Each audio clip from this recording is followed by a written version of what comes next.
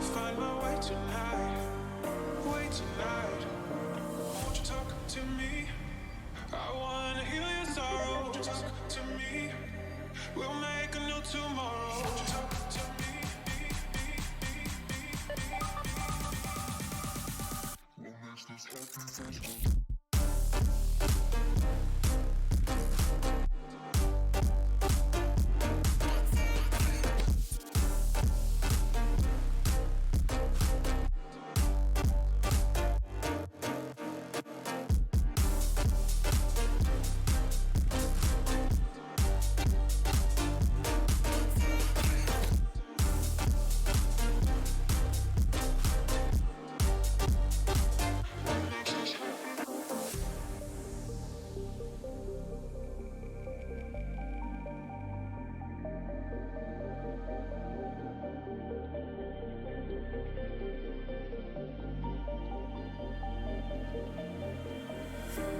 Showing off, don't wanna have to wait tonight. Wait tonight, better off. I'm gonna find my way tonight. Wait tonight, won't you talk to me? I wanna heal your sorrow. Won't you talk to me? We'll make a new tomorrow. Won't you talk to me?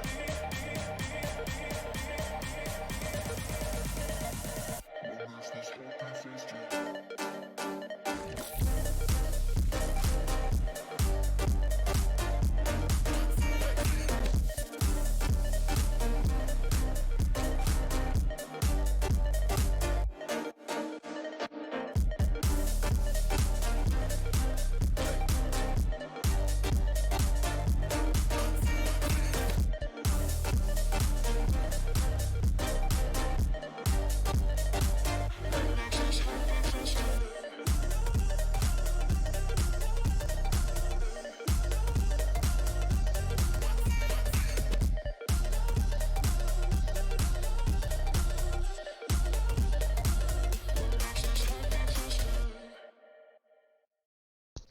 Okay, good evening, everyone.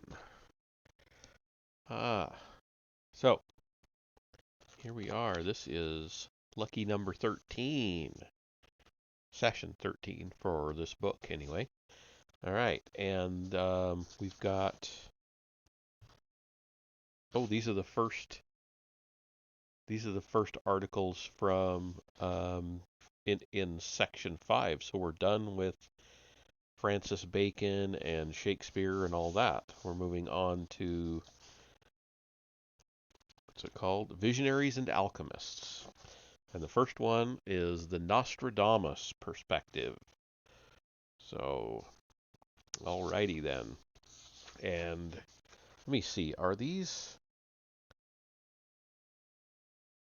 I don't know if these, all these pages and pages of pictures are supposed to go with this particular article, or did they just stick them randomly in here? Know what I mean? So I will skip past them, read the whole article, unless it just becomes painfully obvious that they need to be added in there. And then after the article, I'll go back and show all the pictures and then read the second article. All right? So, the Nostradamus Perspective, Article 25. Did a French mystic from the 15th century have something to tell the peoples of today? By J. Douglas Kenyon, the editor of the book. In the middle of the last millennium, the bubonic plague still ravaged Europe. Before it was done, the Black Death would kill fully 1/4 of the continent's inhabitants. But even in the darkest of times, not all hope was lost. In France, an enlightened physician fought back, saving many lives with what author John Hogue calls a mixture of cleanliness and vitamin C, rose pills. Ironically, though, posterity would show little interest in the heroic healing contributions made by Michel de Nostradamus at that time. He is remembered instead mostly for his many obscure and complex prophecies of the times to come. Although I do remember in a movie that I, I think the actor's name is Gabriel Byrne. Don't quote me on that. I think that's who was in it, but he played Nostradamus. I may be totally misremembering that, but anyway, it showed him actually the reason he didn't get the plague, even though he was dealing with plague victims, was that he washed after he was done treating them. So we did get a little snippet of it, even if it was just in a movie. Okay. He's remembered instead mostly for his many obscure and complex prophecies of times to come.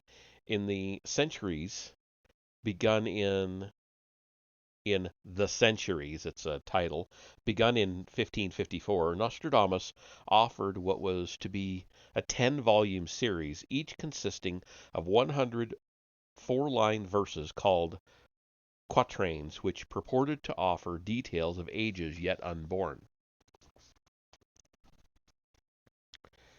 Contrary to popular belief, Nostradamus was not a prophet of doom, at least not for our time. Although many of his prophecies were dire, he saw no end to the world before the 86th century.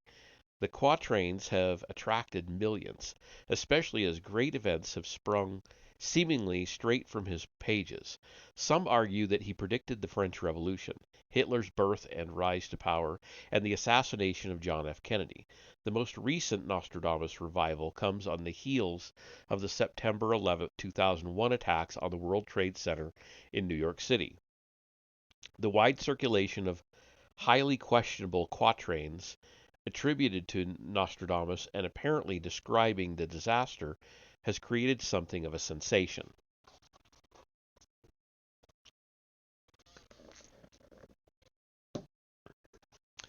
According to a USA Today article written 90 days after the attack, all things Nostradamus are suddenly in. Books and videos are flying on. Oh, this is a quote, sorry. Quote, all things Nostradamus are in.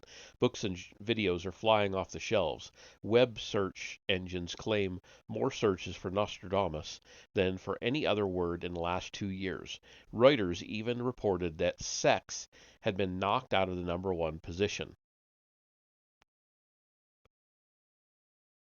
Okay, I don't see the end of the quote, but maybe I just missed it. Anyway, the phenomena, says the London Sunday Times, is simple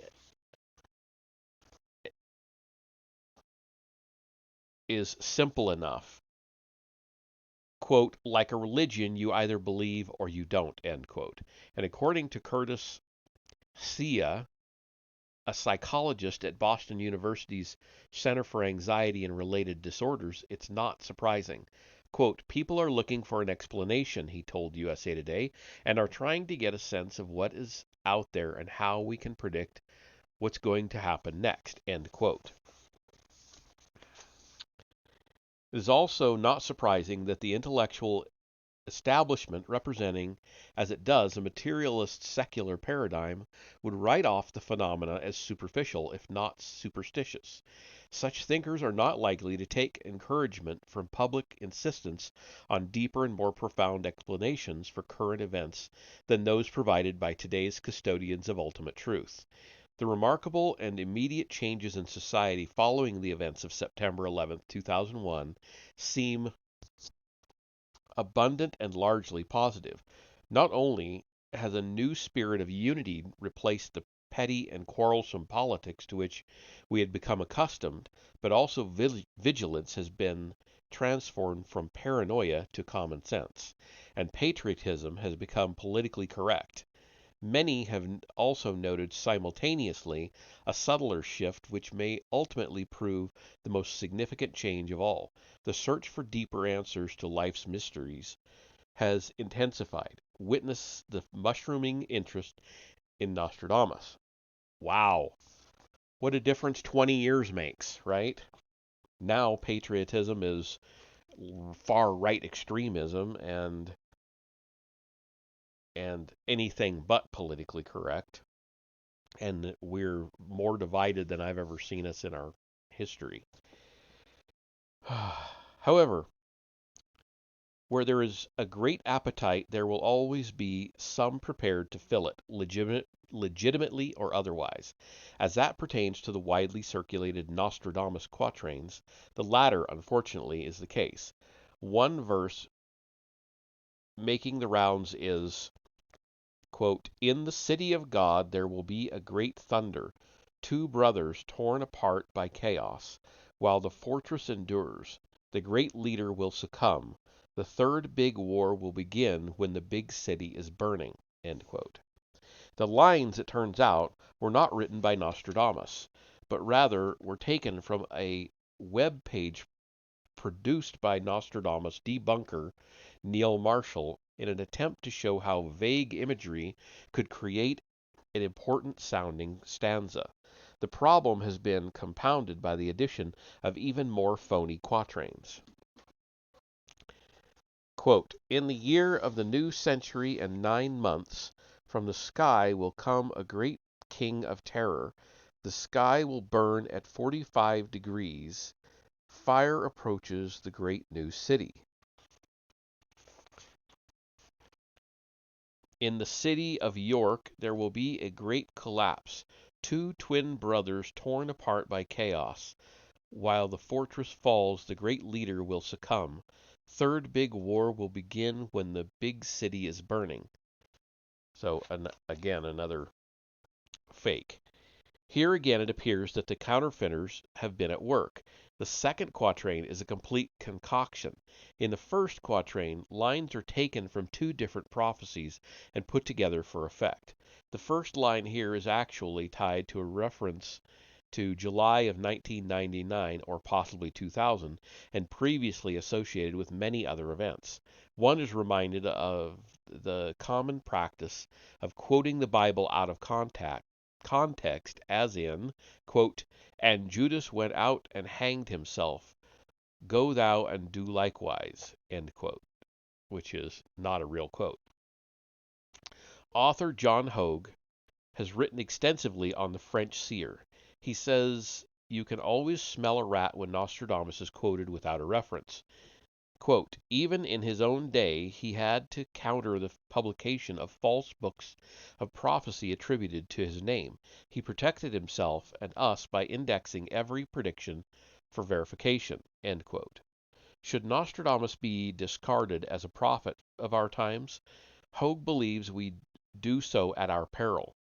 Quote, "Nostradamus spoke of a new type of world war to come," comments Hogue, "one using surprise and ambush. A rogue leader from the Mideast will trigger it. He is a terrorist, code-named in the prophecies as Mabbus, or the Third Antichrist. Napoleon and Hitler are considered to have been the first two."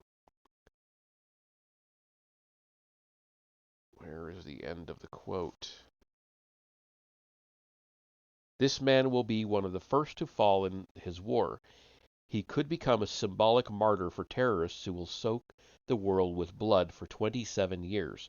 Nostradamus spoke of the great new city made of high, hollow mountains near the garden of the world." I never did see the end of that quote. I missed it somewhere there. So here's another quote. "The state of New Jersey, from whose shore one can view the great hollow mountains of New York City, is known as the Garden State. In two of Nostradamus' prophecies, a thing his 16th century mind can only call it cuts a path to these hollow mountains. They are then seized and boiled in a cauldron. For over 4 centuries ago, Nostradamus may have seen those great hollow mountains hit by a huge scattered flame. He implied that the flame could not be put out, and the smoke and debris would rise and ferment in boiling clouds as if they were plunged in a vat." Century 6, Quatrain 97 reads, quote, oh, that was plunged in a vat was the end of the quote. Sorry. Century 6, Quatrain 97 reads, quote, "At 45 degrees the sky will burn. Fire approaches the great new city. Immediately a huge scattered flame leaps up. when they want to have verification from the Normans. Okay, end quote. As Hogan explains it, quote, New York City is near latitude 45 degrees. It is relatively young as cities go, and there are no cities exactly on this latitude that one could call new and significant enough to alert Nostradamus' attention. Okay. I'll read this next paragraph, and then there's a picture here. Lines 2 and 3 could describe the flaming engines of two jet airplanes approaching the great new city. They crash into the World Trade Center towers. Huge fireballs of scattered flame erupt, while intelligence sources in the U.S. seek verification from their French opposites about rumors of an imminent attack on America. End quote. All right. So here is the picture. Did Nostradamus foresee the destruction of the Twin Towers in Manhattan in 2001? And it's a picture of Nostradamus. We've all seen this one, I'm sure.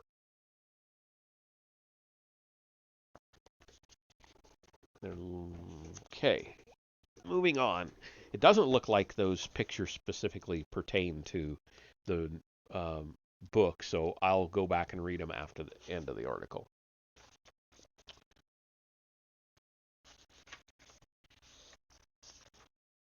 Okay, and we're about halfway through the article. Quote, another possibility other than latitude, notes Patricia Spadero, co-author of Saint Germain's Prophecy of the New Millennia, which analyzes Nostradamus and other key prophets, now continuing the quote, is that Nostradamus is seeing the incident from ground zero, where he is looking up at a 45-degree angle as the airliners dive into the towers. End quote. A novel alternative interpretation of the word Normans is offered by Elizabeth Clare Prophet. Quote, Normans literally means men of the north. She writes, if you were to write in code, you would describe the heaven world as north and its inhabitants as men of the north. That is, the angels, masters, and saints who reach out to us spiritually from the heaven world. Perhaps we will be turning to these enlightened ones at the time of the fulfillment of this prophecy to understand the spiritual significance of what is taking place. End quote. Wow, that one was a rough sentence. Century 10, Quatrain 49 reads, Garden of the world near the new city, in the path of the hollow mountains. It will be seized and plunged into a boiling cauldron, drinking by force the waters poisoned by sulfur. Hogue points out, quote, if you were to stand on the western shore of the Hudson River in New Jersey, the Garden State, and look across to Manhattan Island, you would see the man-made mountains of New York.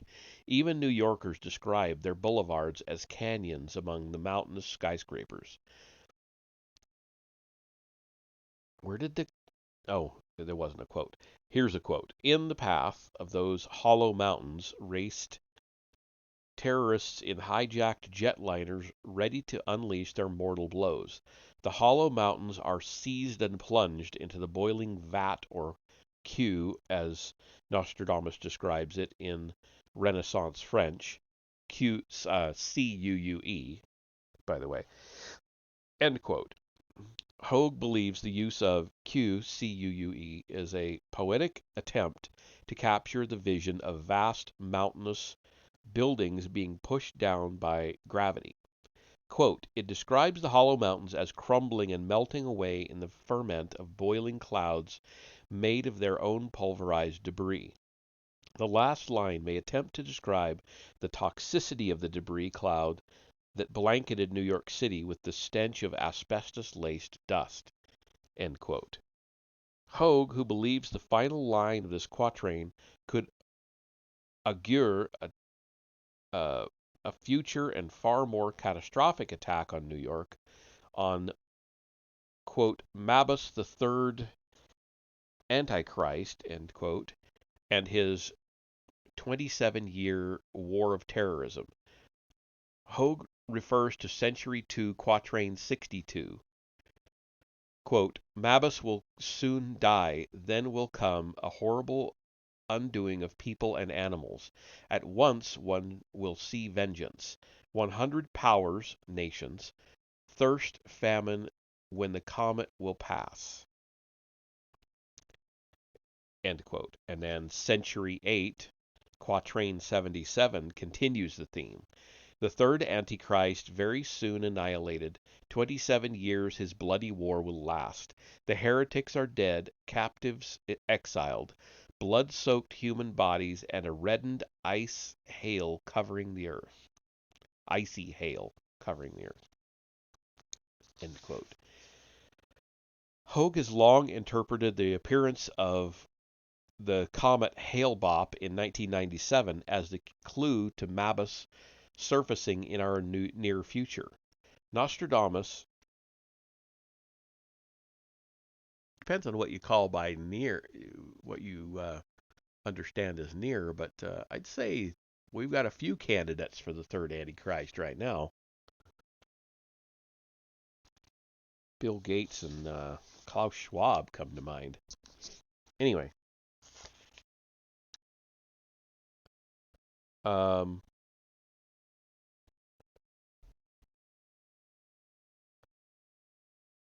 Nostradamus points to Mabus, at least in part, says Hogue, in a related quatrain 72 of Century 10 as the, quote, king of terror descending from the skies, end quote, either in 1999 and 7 months, July 1999, or 1999 plus 7 months, July 2000.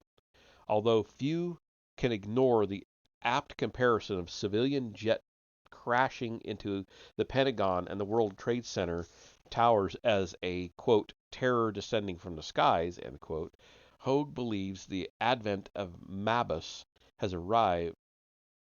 Oh, wow, what is wrong with me? Hogue believes the advent of Mabus has arrived, if slightly later than expected by Nostradamus. Quote, I, for one, he says, do not fault a man predicting events 450 years in the future who misses his written date by 2 years and 4 months or 14 months, depending on which July Nostradamus intended, end quote.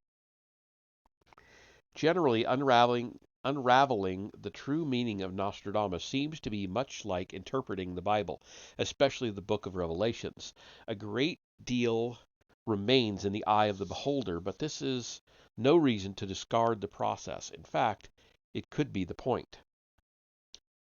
Joseph Yokemans, another authority on Nostradamus, said in a recent article in Atlantis Rising, quote, the more one studies what Nostradamus actually wrote in his original Old French verses, the more one realizes there are several potential meanings to his prophecies, which can lead to several possible directions that the prophecies can take. In essence, what Nostradamus did in his prophetic messages was to set a mirror before us, showing us the different pathways we can take that already exist within us. Which of his prophecies we choose to fulfill remained up to us. End quote. According to Spadero, the prophets tell us that prophecy is not set in stone. It's a warning, she says, and the changes we make in our own lives will influence its outcome. Even in the ancient warfare of good and evil, all change, both internal and external, unfolds according to rules, the laws of dramatic episode. In classical theatrical form, borrowed from ancient temple ritual as understood by scholars from Aristotle to Goethe, um, the audience experiences catharsis, purging, release, or change. after being conducted vicariously through a number of defined steps, inciting moment denouement. I I know I should know that word, but that's denouement, climax, and so on. In the tragedies of Shakespeare, the conflict present in Act One is ultimately resolved after the protagonist and antagonist have worked their way through the dramatic formula or recipe to the preordained climax. It's called metamorphosis and can be described as the path by which a caterpillar becomes a butterfly or a bud becomes a rose. For the alchemists, such change which was to be sought was the great work of transmuting the base metal of the primitive soul into the refined gold of the higher self, sometimes called the changing of water into wine.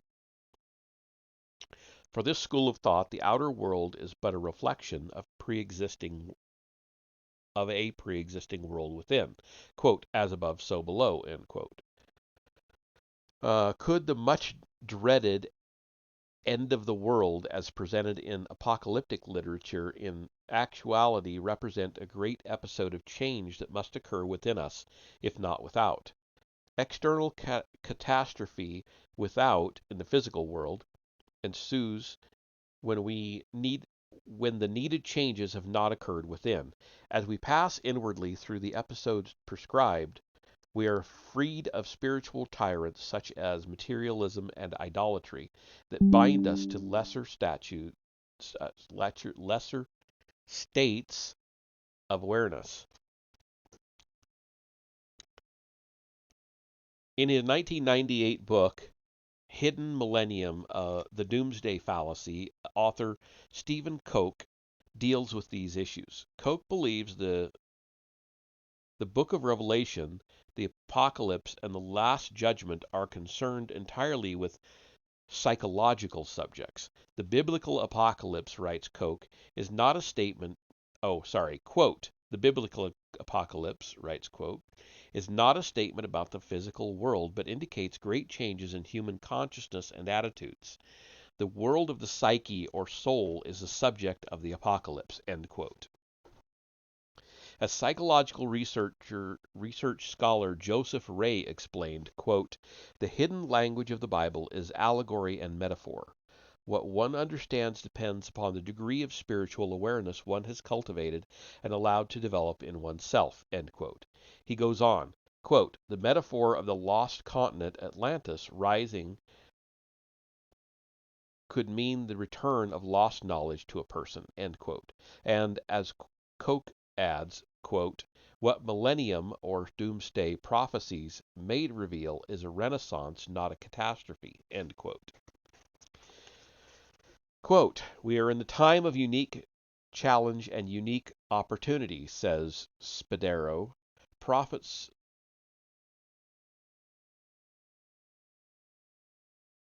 I hate it when they do that. We are in a time of unique challenge and unique opportunity. End quote, says Spadero. Prophets from Nostradamus to John the Revelator, from Edgar Casey to Saint Germain, have foreseen a coming rite of passage for America, with the same challenges that brought down Atlantis. Quote, the prophets and sages of East and West, says Spadero, tell us that war is a reflection of the inner warring within the citizens of Earth, and that they say we can influence outer conditions when we engage in a process of inner transformation. What's important is not so much matching incidents to prophecies, but learning and growing from events that take place and changing the outcome of prophecy by changing our consciousness. End quote. That is not to say we will enjoy the transformation. Quote, the mind does not normally want to be transformed, says Koch, because change looks like an entrance into chaos and strangeness, end quote. Psychoanalyst Carl Jung, in his own efforts to comprehend human behavior, identified fear as the strange misonism,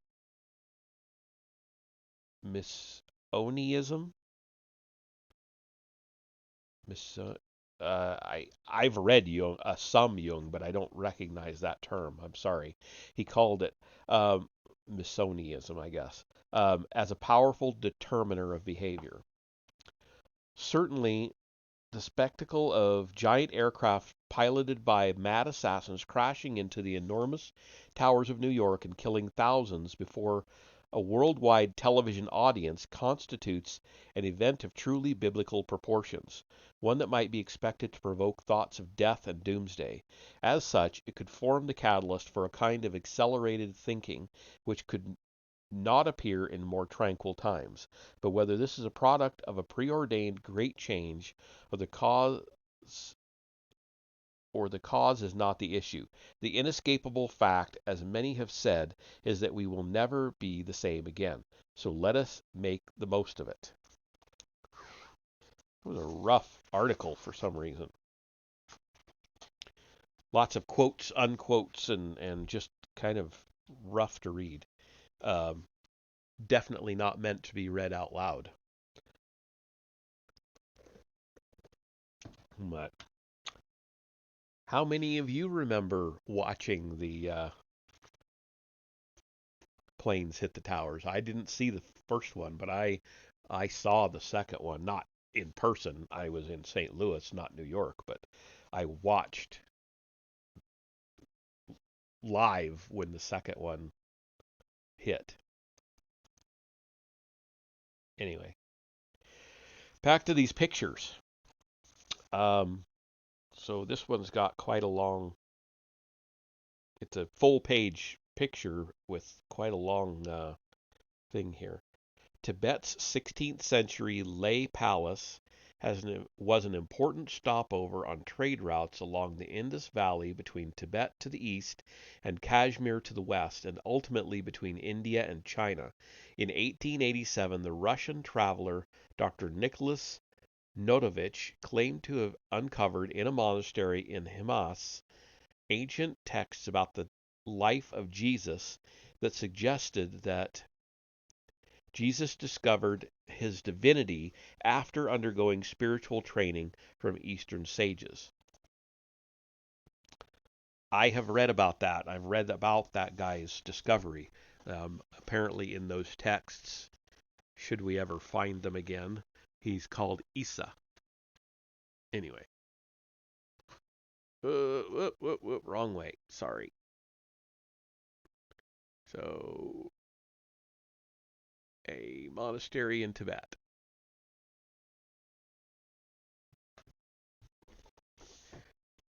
Next one. There's lots of these. Okay. Um,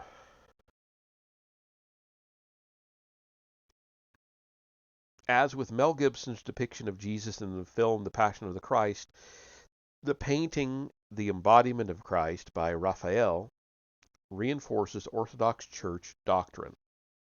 So I'm going to show you that, and then there's like pictures transposed over each other. There we go. The Raphael painting, if it would focus, there we go. This chalice is based on a creation of Benvenuto Cellini, 1500 to 1571, the noted Italian goldsmith. Some scholars argue that the famous cup of the Last Supper, the Grail chalice, may have been carried by the Templar fleet that sailed secretly from La Rochelle, France, in 1307 to escape persecution by the French king and the church. So here is a depiction of maybe the chalice, although uh, like I said, there's three pictures transposed over each other, or superimposed, that's the word. Um, Morning sunrise over the Dome of the Rock in Jerusalem. Jerusalem was invaded during the Crusades, and when it was finally captured in 1099, the Dome of the Rock was converted from an Islamic shrine to a Christian one and renamed Templum Domini, Temple of the Lord. And that is the picture that's behind the other two. So I'm just going to show you both pages all together. Okay. And moving on. More pictures superimposed over each other. Many similarities between Jesus and the ancient Egyptian god Osiris or Osiris, shown here with Isis in this image from the Egyptian Book of the Dead, lead some to believe that much of Christian tradition is borrowed from ancient Egyptian sources. So that's there. And then the rest of that page is: in the distance lies the fortress of Masada on the banks of the Dead Sea, where in AD 70 Jewish zealots committed mass suicide rather than to surrender to attacking Romans. Ancient copies of Dead Sea Scrolls found at Masada link this community with the Maccabean revolt of the 1st century AD, contradicting the long-held notion of a pacifist Essene community at Qumran. And that is a view from a... Sorry, I haven't read the ones on the other side where you see that vessel. I'm just talking about this cave over here. Okay, so the next one, beginning in the 1940s, ancient scrolls such as this one were discovered near the banks of the Dead Sea at Qumran. Many important questions concerning their authorship continue to puzzle scholars. And I'll go ahead and read the other one, and I'll just show you that page. Cylindrical cylindrical pottery jars similar to this one were found in the caves at Qumran. They contained the texts known as the Dead Sea Scrolls. So that is arg. So that's one of the scrolls and a jar, like what they were found in. I wonder what the copper one was found in. There was a copper scroll found among the Dead Sea Scrolls. Was it in a jar like that too? I don't know. Anyway, moving on. There are a bunch more of these pictures, but I'm just going to go ahead and go through them all. Okay. An antique rendering of the famous Battle of Bannockburn between the Scots and the English in 1314, it has long been suspected that the Scottish troops were supported by a sympathetic Templar knights who had fled the continent and to whom Robert the Bruce, leader of the Scots, had given safe harbor. The second is Robert the Bruce, 1274 to 1329, led Scotland to independence. His courage and determination have made his name synonymous with Scottish nationalism. So that's this page. Yep. Battle of Bannockburn. See if I can get in there a little closer. Hard to see all that detail.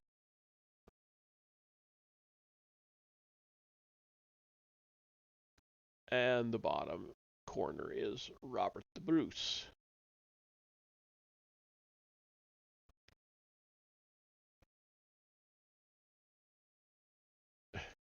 Believe it or not, I'm getting better at that. I know it doesn't look like it. It's like I'm flailing around, but it's actually getting a little easier. Okay. Jacques de Molay, the 23rd and last Grand Master of the Knights Templar, was tortured for years before being burned at the stake on March 18th, 1314.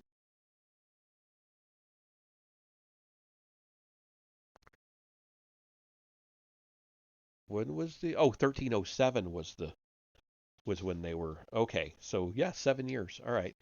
With his dying breath, de Molay cursed his persecutors, Pope Clement V and King Philip IV. Both men were dead within the year. The second picture is an image of a Templar knight on crusade in the Holy Land.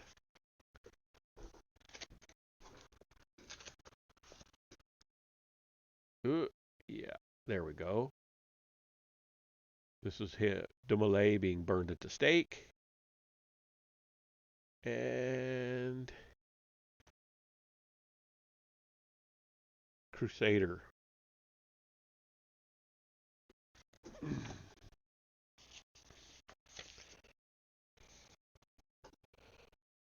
Oh, a view of the ceiling of Rosslyn Temple. Okay. This gives some perspective. We've read a lot about that. Roslyn's ceiling vault consists of 5 sections comprising floral or star motifs. This ceiling may conceal a Lorraine cross in its encoded design. The Lorraine cross was carried during the Crusades by the original Knights Templar, its use granted to them by the Patriarch of Jerusalem. Okay, I'm going to get in as close as I can. So there's the star vault, and the floral one, and can't quite tell what that one is. Floral, but with all those things in between. And then it's going far enough away from the camera, it's hard to tell. You know, the camera that took the picture. The ghost of a Templar knight pursues an ancient dream through the ruins of Edinburgh Castle. Painting by Tom Miller.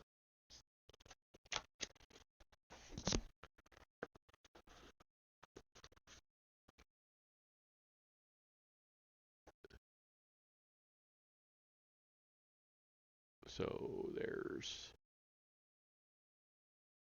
Edinburgh Castle and the ghost.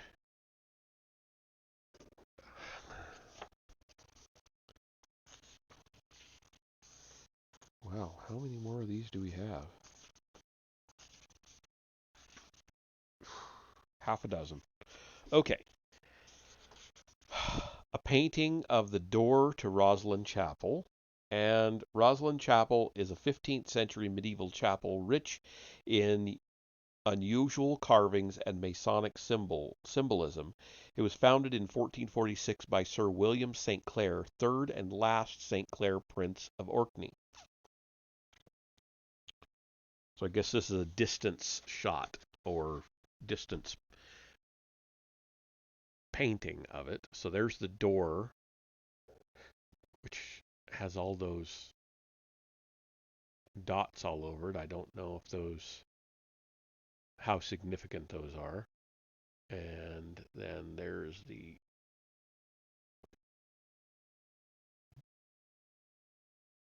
picture of Rosslyn,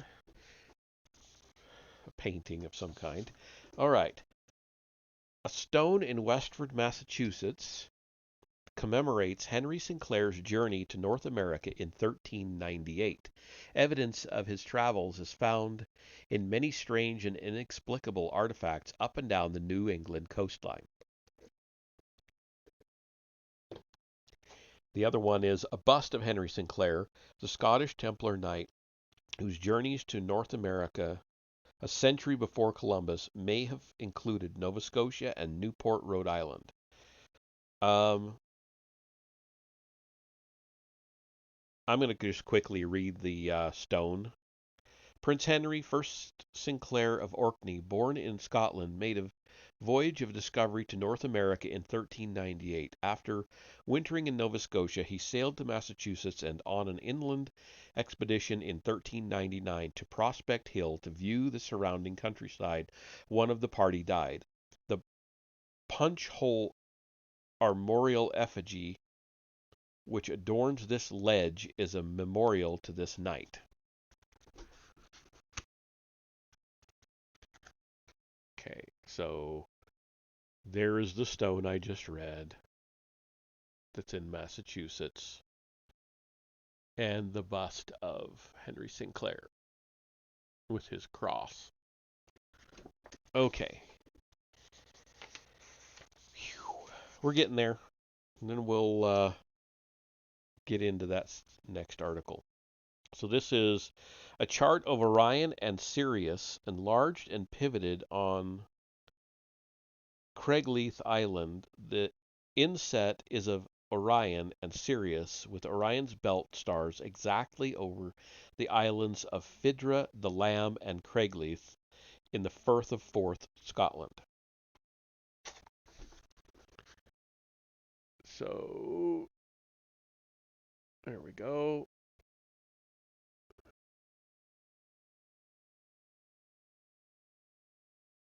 So that's the inset is what he was talking about last.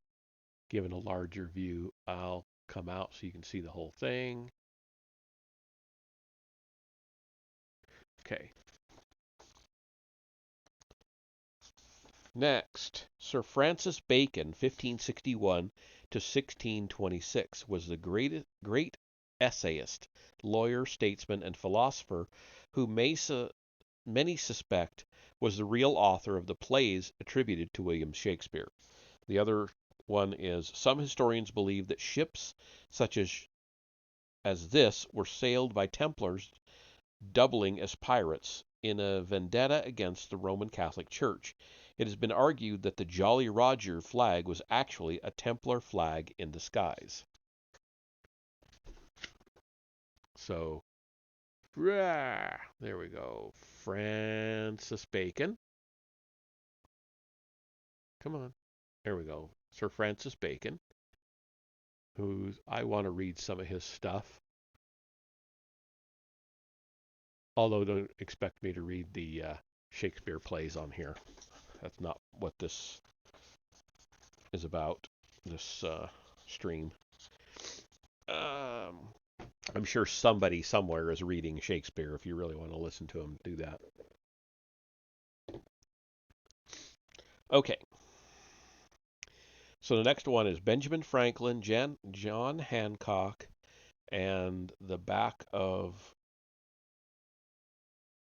I think, the $1 bill. Let's see. The Great Seal of the United States as a well-known Masonic symbol featuring the pyramid and the all-seeing eye of the deity was placed on the $1 bill by Franklin Roosevelt.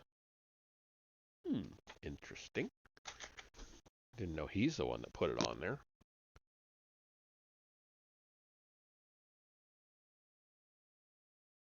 So Ben Franklin.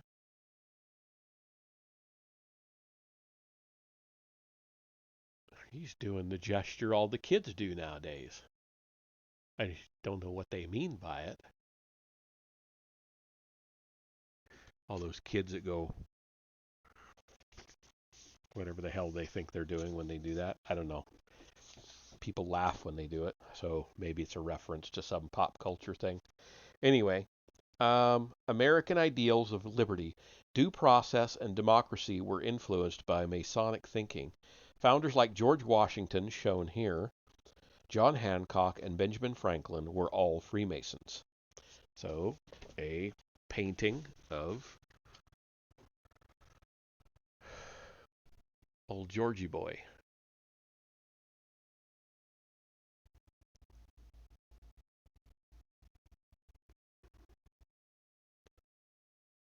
Come out for the whole thing. And the last one. I know you all have been waiting for this one. An early portrait of Joan of Arc, 1412 to 1431. Joan led the French army against the English during the Hundred Years' War. Many of Joan's comrades were members of the Scots Guard, a group thought to have strong ties to the Knights Templar. And then the other is the great mathematician and scientist Sir Isaac Newton, 1642 to 1727, was a student of alchemy and the occult mysteries for most of his life.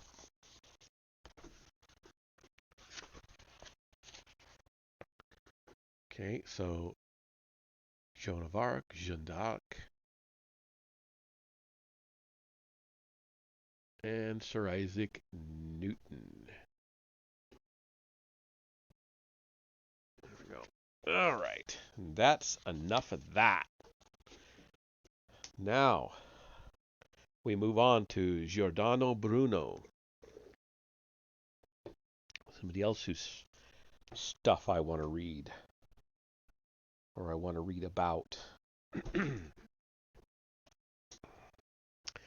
I have a whole bunch of. Do I have Bruno? Let me look real quick. I am just very curious myself. Come on.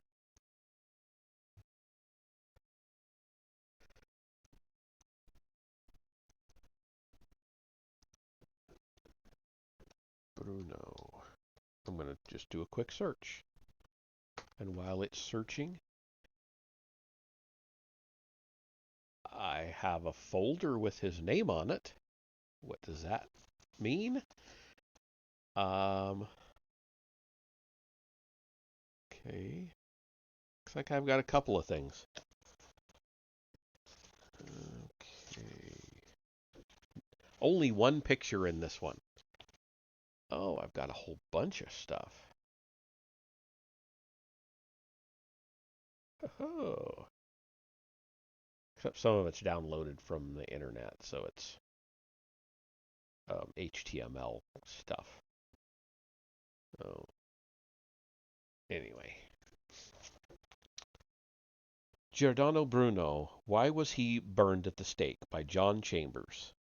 Until recently, most people knew Giordano Bruno only as the brilliant Dominican priest who was burned publicly at the stake in Rome on February 17, 1600, for proclaiming not only that the earth goes round the sun, but that the universe is infinite and contains an infinite number of worlds. Over the past half century, an even vaster Bruno has been emerging. It's now apparent that the reach of his thought and his predictive quality were truly astonishing, extending to almost every human activity. At least one modern commemorator, Ramon Mendoza, doesn't hesitate to call Bruno the founder of modern cosmology.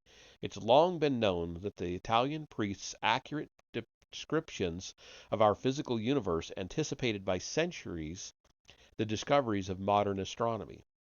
Bruno even wrote in the late 1500s that, quote, "In space there are countless constellations, suns, and planets. We see only the suns because they give light. The planets remain invisible, for they are small and dark." End quote. Bruno's prescience was strikingly greater than that. Mendoza and other commemorators make clear that this thinker, trained by austere Catholic seminarians, was even a non-dualist, someone who believed that mind and matter are not separate but rather aspects of a single underlying reality, a belief that has found receptive ears only in our century.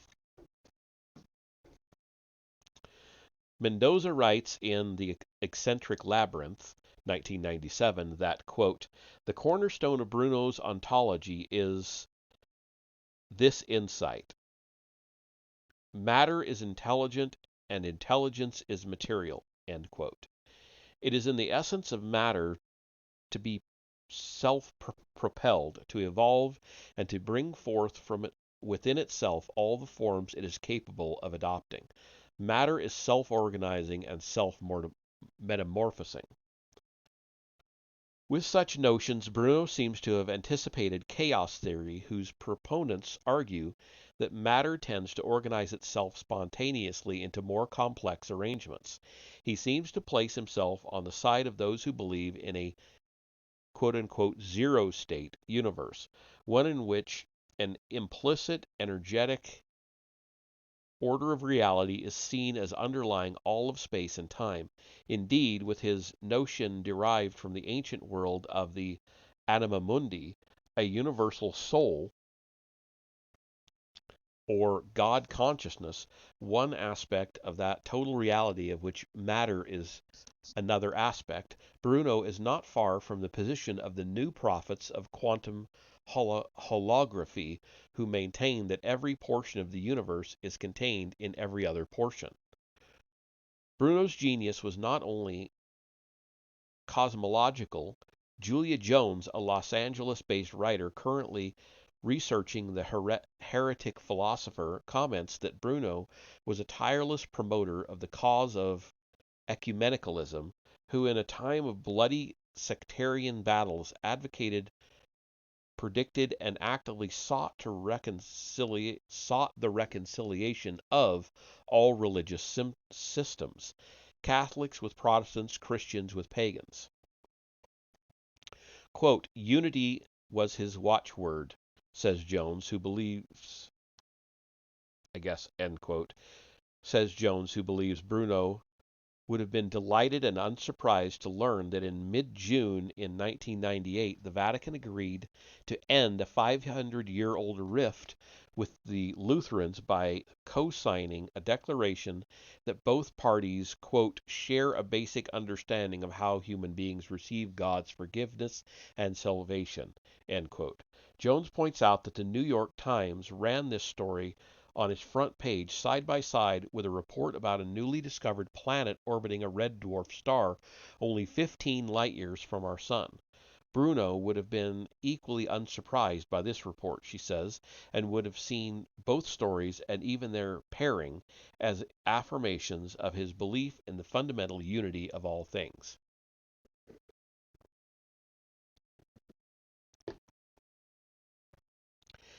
There is yet another area which researchers are only just beginning to explore, where Bruno may have been not only 400 years in advance of his time, but even in advance of our time as well. That is regarding the concept, eagerly seized upon by modern day New Agers, that the human mind has endless power to mold, create, penetrate, and understand reality. Quote, our thoughts create reality, end quote, has become a catchphrase.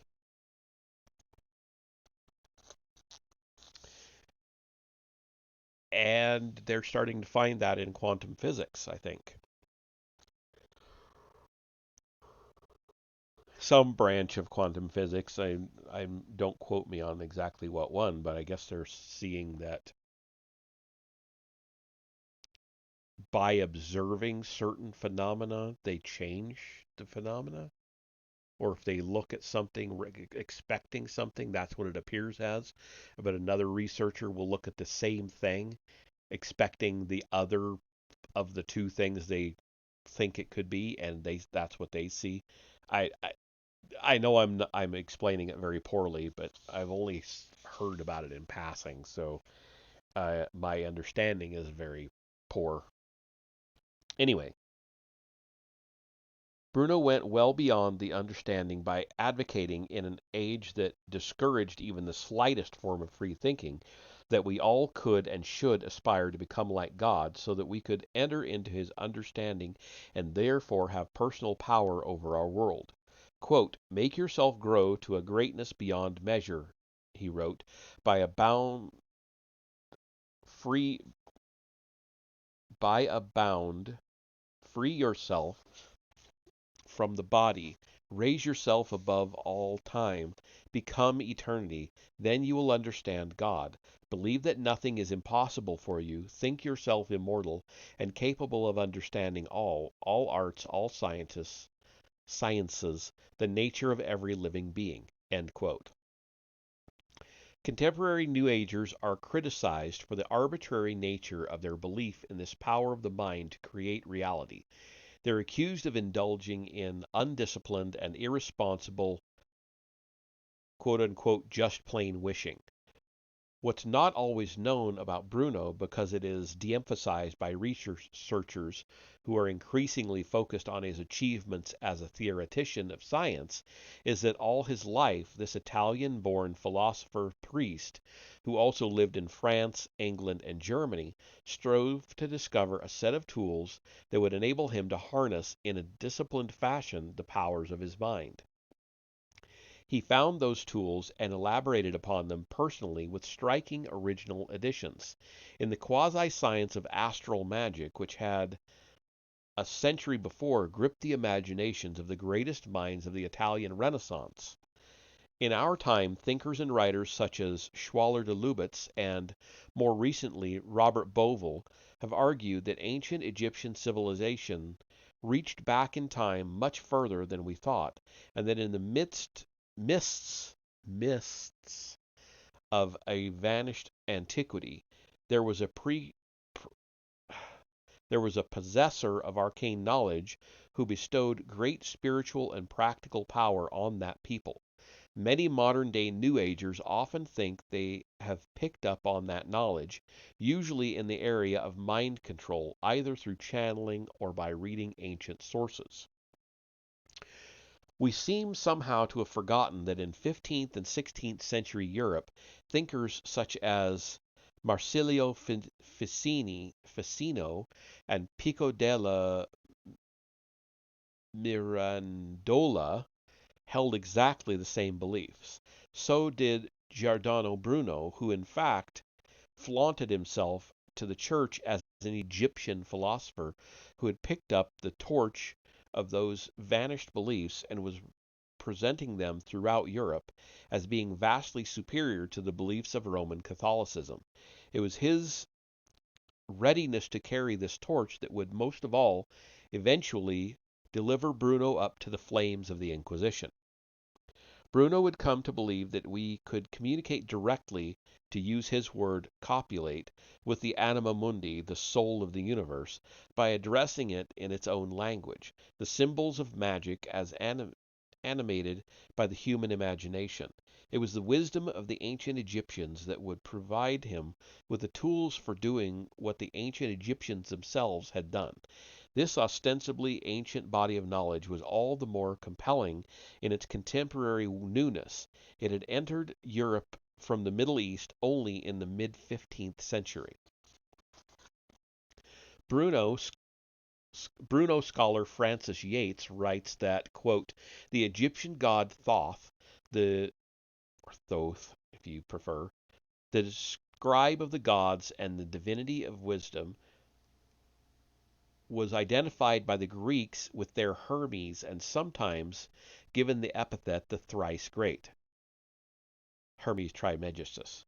The the Latins took over their identification of Hermes or Mercurius with Thoth. End quote. I added the Trismegistus, by the way.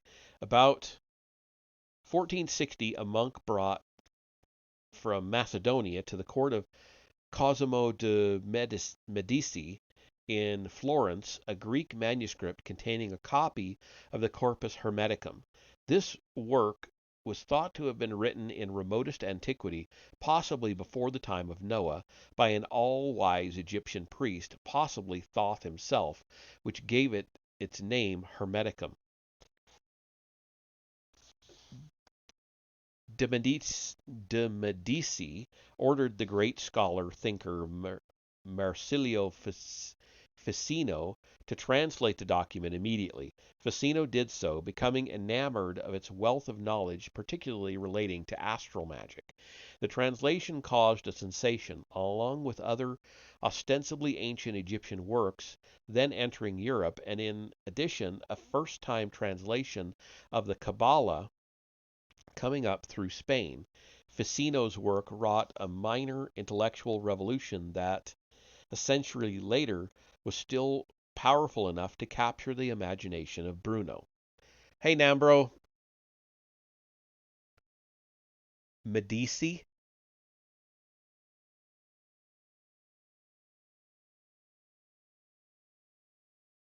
Okay, I see that. Some of these names I've only ever seen in writing. I've never spoken them. Medici? Medici. Oh, okay. Oh, okay. I thought they usually had a double C before that, but okay. Um, Not contradicting you, because like I said, a lot of these names I've never seen. I've only seen them in writing. I've never spoken them out loud, so or heard them pronounced. So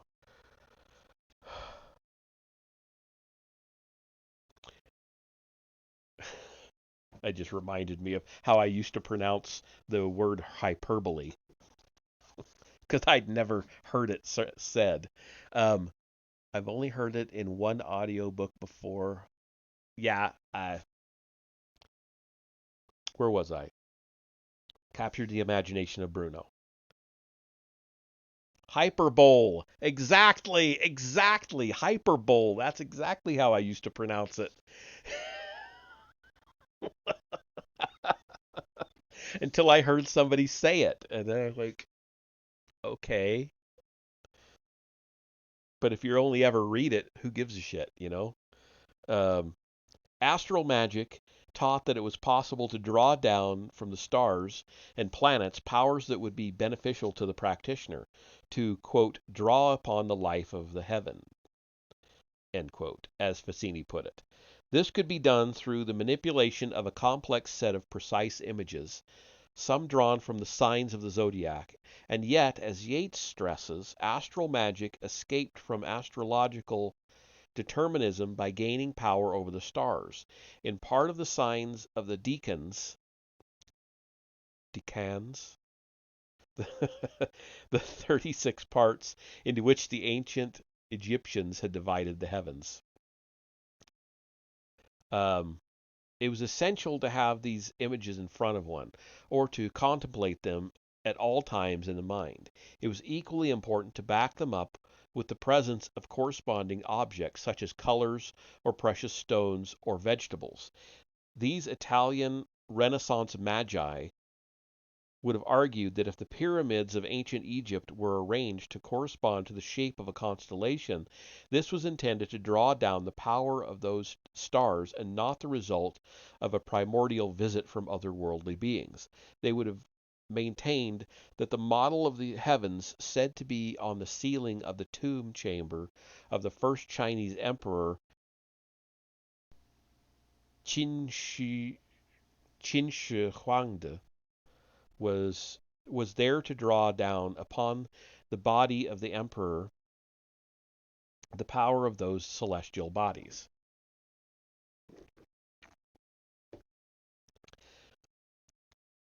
Ficino and his fellow thinkers believed that Egyptians had been able to manipulate these cosmic energies in such a way as to cause spirits to enter into statues and animate them.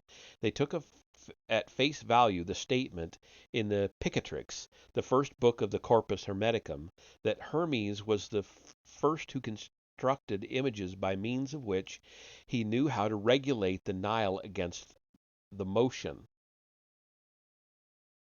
Wow, that was a quote from somewhere. I don't even see the beginning of it. Oh, Hermes was the first. That's where it started. Okay. Since the church frowned severely on the pagan Egyptian elements of astral magic, thinkers like Ficino and della Mirandola practiced it only mildly, though enthusiastically. Bruno was quite different. He was, as Yeats puts it, quote, to take the bolder course of maintaining that the magical Egyptian religion of the world was not only the most ancient but also the true religion with which both Judaism and Christianity had obscured and corrupted. End quote. For Renaissance thinkers, the precise, if complex, images of stars, planets, and decans essential to astral magic were far more than just images. They represented an interface. God, I am struggling. They represented an interface between the physical realities of the earth and the divine world of the anima mundi. Bruno, however, took things one step further. He believed there was nothing in the universe but matter, or to be more precise, two kinds of matter, corporeal matter and incorporeal matter. However, while matter might be fundamental, incorporeal matter was animated by the anima mundi, the soul of the world. Moreover, all matter was immortal and divine by virtue of the presence of the anima mundi. Bruno believed the soul of the world had a principal faculty which he called the universal intellect, intellecto universal, and which, quote, directly governs and transforms matter in its endless vicissitudes, end quote. He was a wonderful he has a wonderful sentence about this matter that he considered to be the ground of all being, writing in De l'Infinito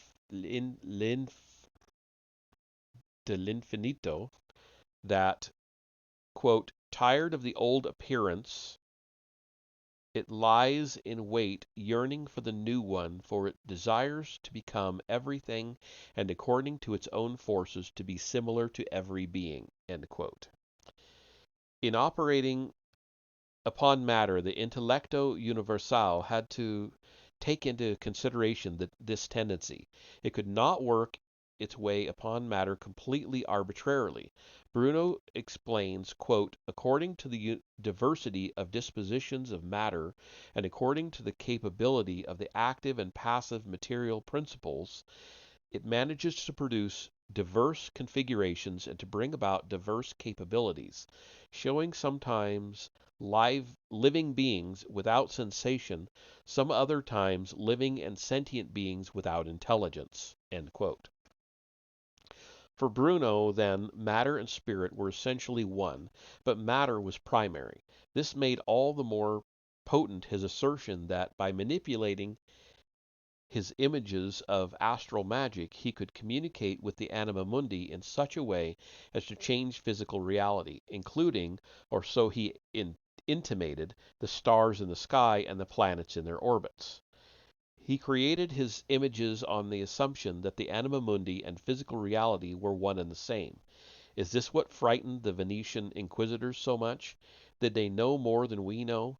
Namely, that Bruno had discovered a way to stir up the very physical universe itself?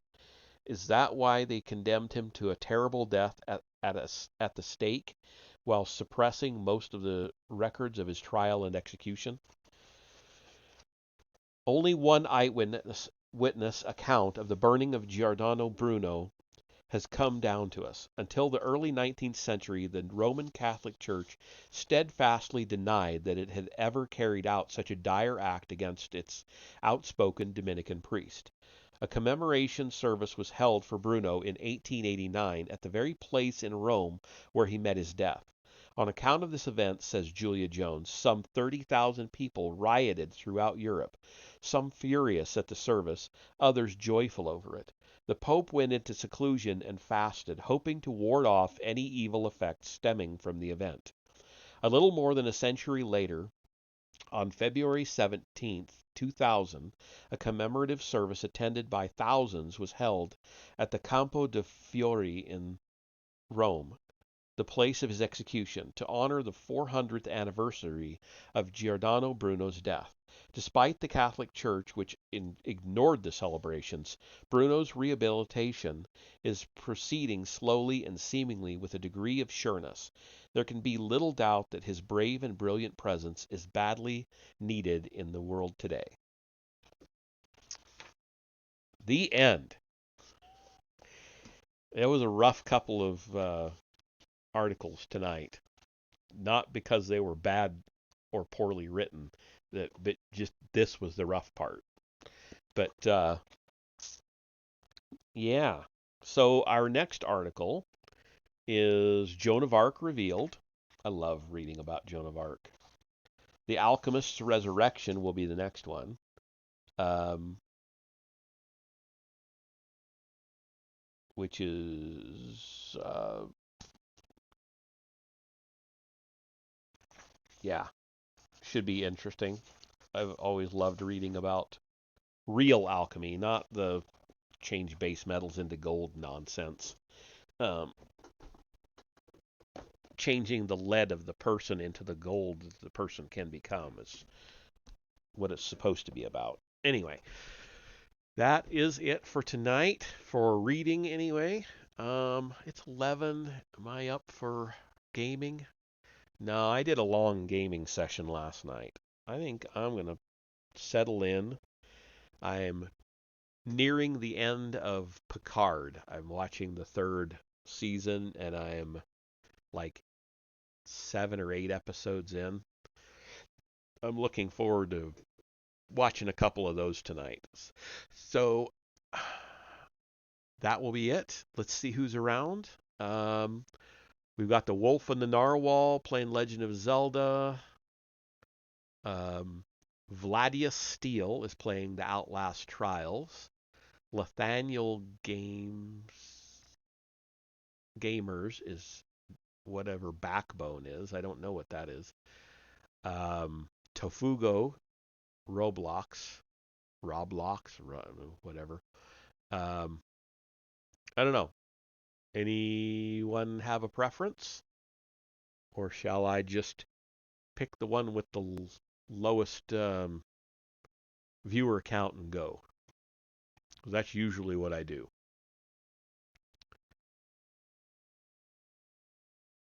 Going, going, gone. Okay, that's what I'll do. That's generally what I do is I pick whoever's. Let's just boost a low view count. Yeah, that's exactly.